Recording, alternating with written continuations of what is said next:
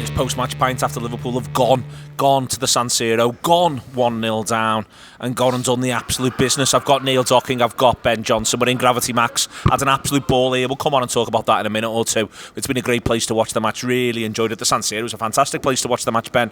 There's a lot of desire to do the what's it like under Slot, what's it like under Klopp, where the difference has been. Liverpool at times in the last two seasons went 1-0 down in curious circumstances quite early in games, and then kept the nerve, pulled it round, showed the quality, and pulled away from opponents. And I'm glad they remembered. I don't want them to do that often. We wanted to do it happen less. But I'm glad that tonight is another great example of Liverpool doing precisely that. Yeah, I think it's a good one to get, obviously get Saturday out the system, and also have the ability to go and break a team's arm when you need to. I think that, that'll put a bit of nerves to bed and a bit of, they did look a little bit ragged first 20 minutes, I thought, and I think that ability to just calm down, keep playing keep playing football, keep believing in the sort of processes and the way that we were trying to play, really. And we could have had 3 or 4 before we scored, and we just looked like it was coming, and we were playing really well, and it was very patient, and it was good football ultimately, and that's that's got them the win. It was good football, Neil. I think all the way through it was good football. They shouldn't concede. It's soft, it's daft, and they've allowed themselves to be baited a little bit. A few have gone. It's just had a warning just before the offside one. So it therefore makes you think, oh God. But they don't think that, to be fair to them. They absolutely keep the nerve. And the other thing that they do is they still stick with what the game plan's been, and I think that's so important. And you end up in a situation where you're praising Gakpo, you're praising McAllister, you're praising Gravenberch by the final whistle, Szoboszlai getting his goal as well. There's a lot of performances that you can get right behind. Yeah, running out of praise for Gravenberch at the moment. Another really impressive performance from him. I think I say a lot of credit to their goalkeeper Mannion and Theo Hernandez for spitting out blood and going down injured simultaneously after they scored. I thought that was a bit of a blessing that they scored, and then we had a delay of 4 or 5 minutes. What happened? No one knew what happened. What on earth happened to might have kneed him in the mouth. No idea. I just suddenly saw him on his haunches. There's no explanation for it, is there? Blood dripping out of his gob, and I was like, "What's happened here?" He's bleeding from the mouth. Bleeding from the mouth, and Mannion's knee was hurting, so we must have just kneed him in the grid. The only explanation. Yeah, but definitely correlation is causation in this instance. Whatever happened to him, it was very good of him, because that little lull after they scored, I just thought it sucked the atmosphere out of it a bit, really. Gave us a chance to collect ourselves, and maybe it took a few minutes, but as soon as McAllister got on the ball and started playing, I just thought we just completely took control of the game. I thought it was brilliant from him again. Some of his touches, especially when we've focused at times on what he can and can't do defensively since he's been here, especially when he was filling in at number 6 a lot last season. But I just think he's the fulcrum for our attacking play now. I love watching him play, and I think the combination him and Gravenberch and Szoboszlai, a lot of criticism at the weekend, but I thought he was a lot better tonight. Still, sometimes I thought he's wasteful. His touch isn't always what it should be, but I don't think they could live with his energy. And I think you see the good and bad of his game, and definitely the good outweighed the bad this evening. It's funny with Szoboszlai, because I think he plays his best stuff after he scored. In terms of when he's on the ball. He almost did his best to miss it, didn't he? Well, it was a difficult chance. It's a difficult chance, and I think he takes it well. And I think he's also, what's really interesting, you see it with McAllister at times as well. The manager said he wants more goals from Szoboszlai yesterday in his press conference, and he's busting a gut there, Szoboszlai, to be the 4th one arriving into the penalty area. The number of times you see McAllister go pen spot, when you think, well, that's not what you'd see a player in McAllister's frame do, but it means you've got 5 in the box. Yeah, and I have been harsh there. It was halfway up his thigh when he turned it in. But what I do think, I don't think Neil has been harsh. The flip side of it is, you can't keep Szoboszlai out the action. He's so involved. He grafts. He harasses everyone.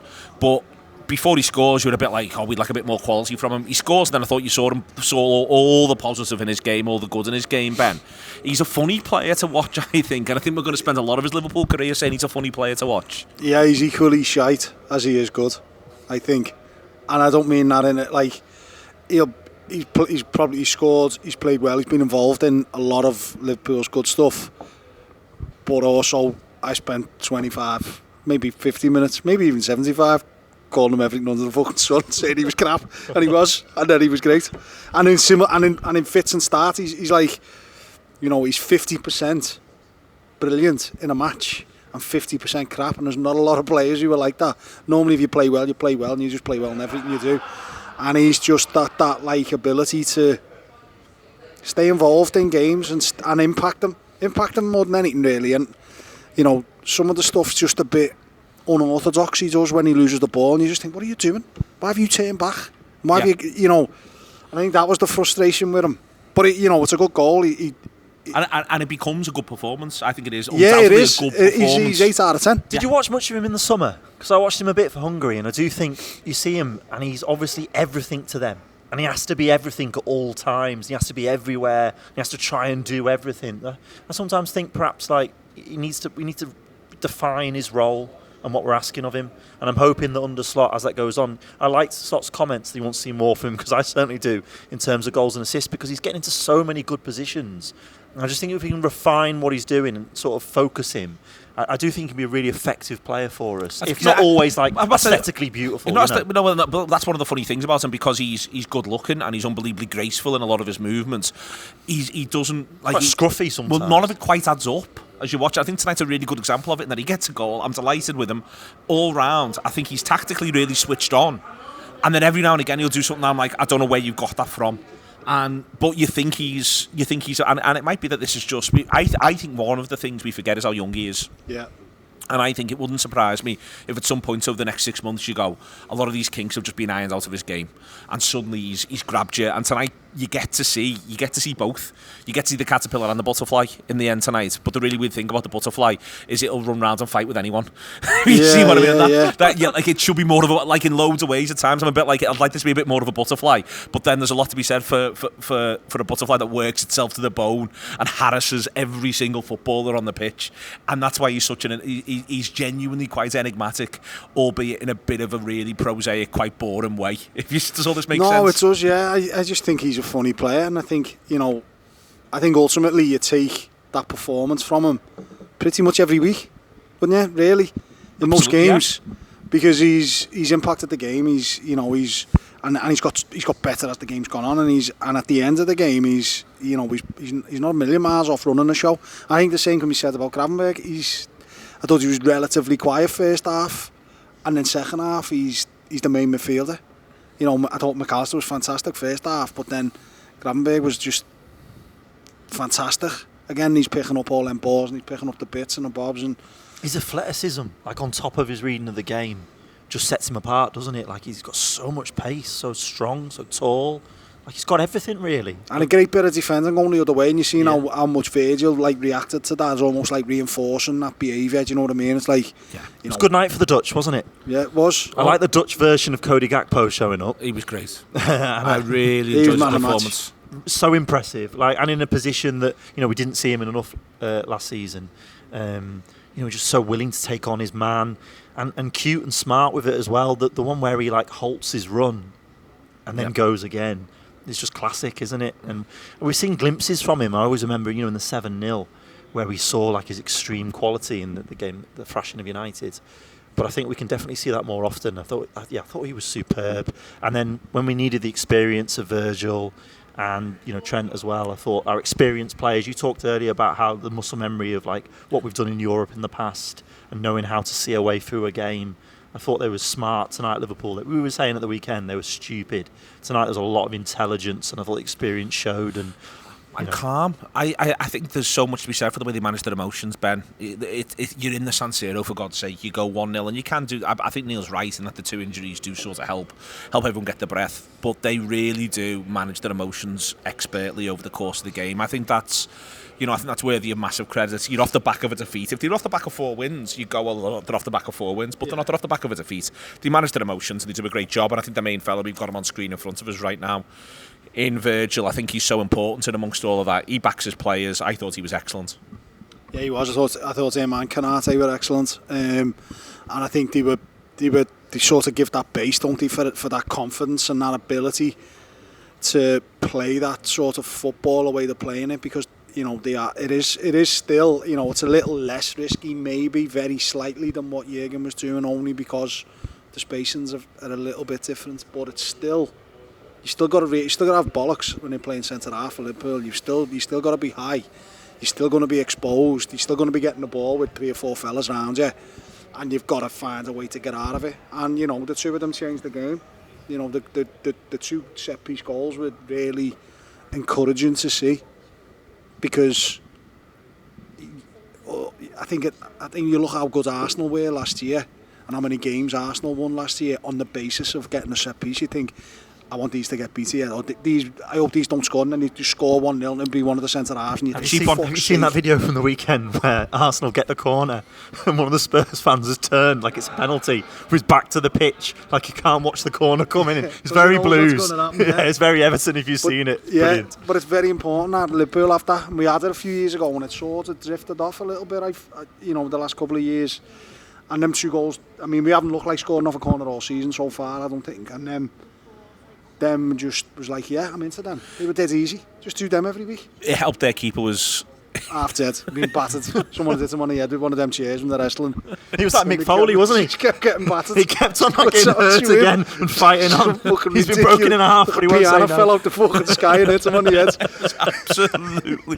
When he got done for the one just after before he got off, and he'd such a brave save. He was already going off. He was going off. He was about to go off. The ball breaks. Jota gets there, and Jota should score, but he gets there. Ben Jota hits him on the way through, and then his own man absolutely wallops. The bladder Jota with a fucking, a piece of wood with a load of nails sticking out. It was a bit Tom and Jerry, wasn't it? Misses him and nearly chops his leg off. I hate the idea. He was like covering his face, going off like in some way. He was embarrassed. I was like, lad, they should have took you off about an hour ago. Put you out of your misery. Big blanket round you like at the races. Fucking give you a good run in the head.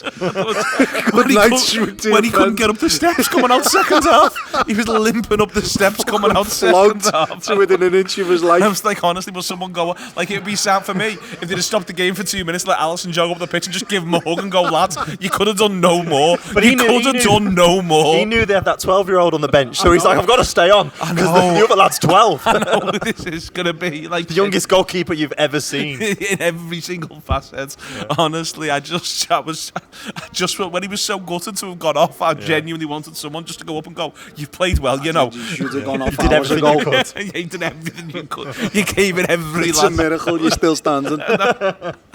Honestly, it was absolutely mortifying for him. They hit the woodwork twice, Ben. Let's be clear. They're good, and I think that this is a really important point. This is a Milan side that theoretically this is meant to be our second hardest away game. I've got no sense at this point in time how good Leipzig are or aren't. That could be our hardest away game. It could be this. It's a massive 3 points in the context of this competition where we still don't know what you really need to do. Yeah. We think 16 would be almost certainly enough. 15 may be enough, 14 could be enough, but you've already got 3 on the board. You've got 7 more games, you've got 3 on the board, and this should, at least on paper, be the second toughest. I think it's such a significant win. It takes the pressure off so many facets of the club. Yeah, it does. If it goes the other way tonight after Saturday, then there's a load of pressure on the Saturday coming, and this just takes that away. And I enjoyed. Obviously the performance was excellent, but also just like after it finished, just watching all the players stayed on the pitch. It almost feels like they're enjoying it for what it is, and they've won at the San Siro, and they're sort of taking that sort of the gravitas of that victory. Rightly so, and they're enjoying it, and they're all they all look invested in it, and that's great. And I think they were really good. I thought Salah was fantastic. I thought everyone was good, really. I mean, Tsimikas had his moments. He could have scored. Well, he had about 6 shots. He could have scored maybe 1. The rest of them he should have probably just not shot. Well, there's one where I think he's finishing the attack, to be fair. It's one of the classic sort of, you just do this. Is that the one when he kicked it over the stand? No, not that one. That was the one where he drilled it low. He puts the ball in. It's a good corner in for Virgil. It is a hugely inconsistent performance from him. I mean, but he's played his part. You know what? He comes out of it with some merit. After 2 minutes, you could have rightly just took him off and said, "Lad, just that'll do now. Stop messing. You just go on your way and leave us to it." They're just showing Virgil here getting an ovation from the way end. Yep. And it just looks like such a special moment. I don't think you can underplay, as you just said then, what an occasion it is going to the San Siro, facing a team that have won the European Cup 7 times. Winning. Winning. And having a communal moment together, genuinely, massively. Slot was doing the same thing as well when he was coming off, as along with having a lovely chat with Clarence Seedorf that we could see in the background there. And I think it is... I think this is part of a little bit with the new format. to me, all the way through, I've been really struck. We've been in Gravity Max. It's been great. It's a great place to watch the game. It really is. But watching the whole thing. Plus, if the Reds are shit, you can go and enjoy yourself and then do something else. Loads you can do. You said there's got cricket nets, didn't you? Yeah, there's like a nets thing where you can do a bit of cricket if you want. So I was saying it'd be really funny to go down, turn up, face 3 overs, take the shine off, say to John, "Oh, go on, I've eased this. I'm 1 not out." Just leave 18 balls outside off stump. Just watch them pass. Just wave the bat. Yeah, there you go. Watch them pass. Should be more straightforward now for you. There is with it. No, I think there's a real sense of, there's been a sense of pomp, and I mean that in a really good way. It's felt like there's been this real desire to say, this is AC Milan, this is Liverpool, these are European giants, this is a big game. That's the way in which the build-up's been treated, that's the way the whole thing's gone. It's been like that on the television, but I think it's been like that across Europe on the television. It's the biggest game of the night, and Liverpool have won it 3-1. Yeah, the world's watching on these Champions League nights, and I liked when Alisson said about how much it hurt, the year we weren't in the Champions League last year. I thought, it was an important point to make. This is where Liverpool belong. This is what the club has been founded on, just as much as, the quote of the league being our bread and butter, Shankly. The European Cup is like the foundation of Liverpool football. It's the lifeblood. I think it's the lifeblood. Without a doubt. And, I'm so envious of everyone who's gone out there tonight. It's been a fantastic occasion. And I just think our experience and the quality in our ranks really showed. They've got a team with about 7 lads who used to play for Chelsea, but they've got some serious talent within their team still. They're not, and they're a good side. Yeah, they're a good team. They're not a pushover by any stretch. And I think we've not really touched on him yet, but Trent Alexander-Arnold, up against their star man Rafael Leao, defended really well. Defended really well, and once again, and I've made this point before, he's not being asked to play right back, centre mid, right wing, in Salah's position. He's got a bit more disciplined role. And I thought he was great tonight, but he showed all the assets of his game again, because he's defended really well, and then he's made like a killer touch from a set piece. The one thing they do really well all the way through the game, Ben, is they find that ball into the middle of the park. Yeah. So at times that is your frustration that they don't turn when the space is there to turn, but they find that ball all the way through. Phil texted me during the match and said, you might not be able to see it on the telly, but Trent, Szoboszlai were making the pitch massive, a bit of Salah as well on the right hand side, and all the body language of the players was about to go that way, and then it would go ping right through the middle. And I think that just shows the smartness of this side. They were able to get themselves continually out in difficult situations, and that's the thing I'm most pleased about, along with recovering from going behind.